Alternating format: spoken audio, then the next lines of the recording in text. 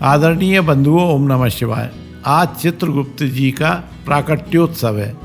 चित्रगुप्त जी इस चराचर जगत के जंगम एवं स्थावर प्राणियों के कार्यों का लेखा जोखा रखने का महत्वपूर्ण कार्य करते हैं। आइए इस वीडियो के माध्यम से चित्रगुप्त जी किस प्रकार उत्पन्न हुए जानते हैं। एक समय की बात है, सृष्टि की उत्पत्ति के बाद ब्रह्मा जी द्वारा जगत में प्राणियों की उत्पत्ति की जाने लगी, किंतु अनेक प्रयास करने के बाद भी जब प्राणियों की स्वयं में वृद्धि नहीं हुई तो ब्रह्मा जी ने शिव आराधना कर मैथुनी सृष्टि के निर्माण का ज्ञान देवादिदेव महादेव से प्राप्त किया। इस क्रम में ब्रह्मा जी के मानस पुत्र दक्ष प्रजापति द्वारा 60 कन्याएं उत्पन्न की, जिनमें से 13 कन्याएं कश्यप ऋषि को ब्याही गईं। उन्हीं की संतानों से ये त्रिलोकी व्याप्त हुई। उनमें से सूर्यदेव के पुत्र यमराज, जिन्हें धर्मराज भी कहते हैं, को ब्रह्मा जी ने इस चराचर जगत के प्राणियों के कर्मों का लेखा जोखा रख तदनुसार न्याय करने का कार्य सौंपा।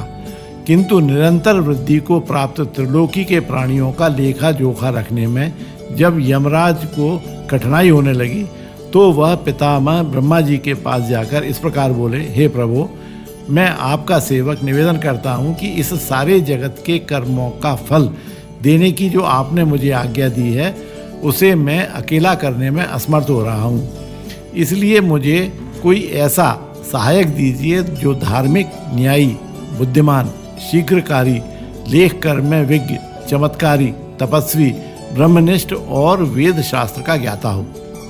धर्मराज के इस प्रकार प्रार्थना पूर्वक किए हुए कथन को सुनकर ब्रह्मा जी ने कहा, हे धर्मराज, तुम्हारे मनोरथ और अधिकार में मैं सहायता करूँगा। इतना कर ब्रह्मा जी ध्यानमग्न हो गए और अपने चित्त में युक्त पुरुष की संकल्पना कर उसी अवस्था में ब्रह्मा जी ने 1000 वर्ष तक तपस्या की।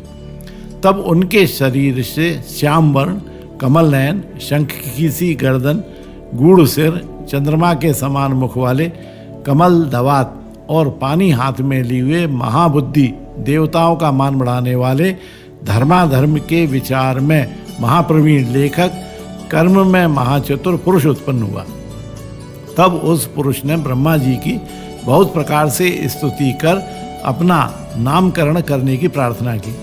तब ब्रह्मा जी ने उस पुरुष के वचन सुन अपने हृदय से उत्पन्न हुए उस पुरुष को हंसकर कहा, तू मेरी काया और चित्त से प्रकट हुआ है, इससे मेरी काया और चित्त में तुम्हारी स्थिति है, इसलिए तुम्हारा नाम कायस्थ चित्रगुप्त तीनों लोकों में विख्यात होगा।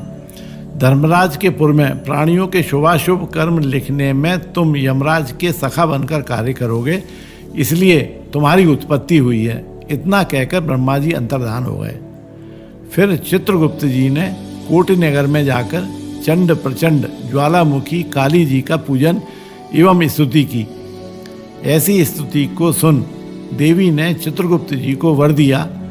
देवी जी बोली, हे चित्रगुप्त, तूने मेरा आराधन पूजन किया है, इससे मैंने आज तुमको वर दिया कि तू परोपकार में कुशल, अपने अधिकार में सदा स्थिर और असंख्य वर्षों की आयु वाला होगा।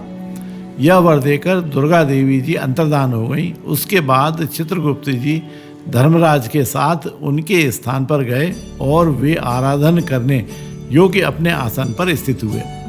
तदोपरांत ऋषि सुधर्मा ने अपनी पुत्री इरावती का विवाह चित्रगुप्त जी से कर दिया। उक्त कन्या से चित्रगुप्त को 8 पुत्र उत्पन्न हुए, जिनके नाम हैं चारु, सुचारु, चित्र, मतिमान, हिमवान, चित्रचारु, अरुण और अतिन्द्री। चित्रगुप्त जी की एक और पत्नी का नाम दक्षिणा था, जो मनु की पुत्री थी।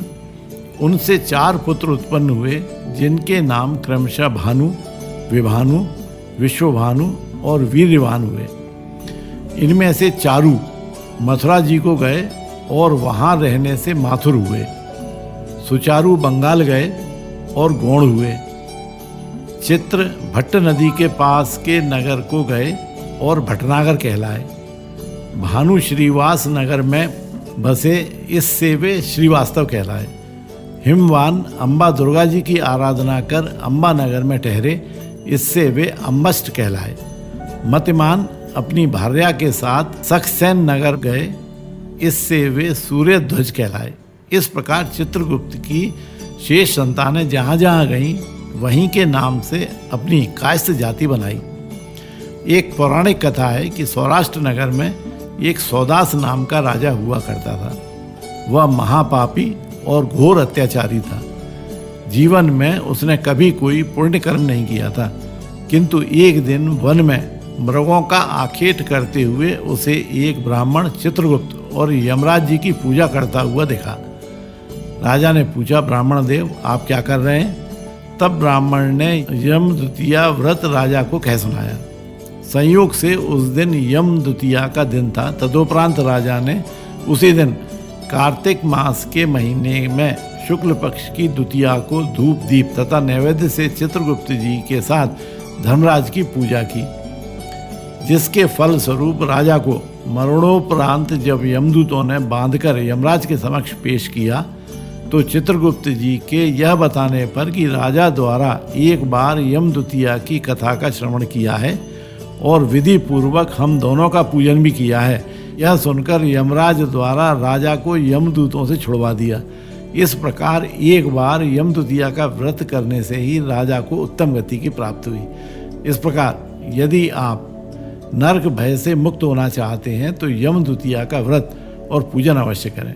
यदि यह वीडियो आपको अच्छा लगा हो तो कृपया लाइक करें, शेयर करें। बोलिए ओम नमः शिवाय।